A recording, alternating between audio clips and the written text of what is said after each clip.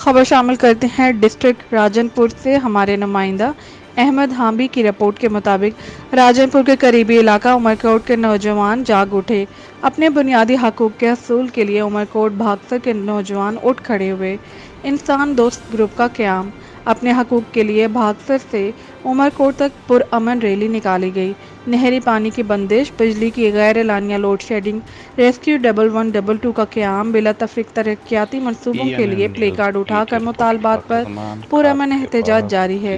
مزید رپورٹ دیکھیے educational reporter ENN news, نمائندہ احمد حامبی کی۔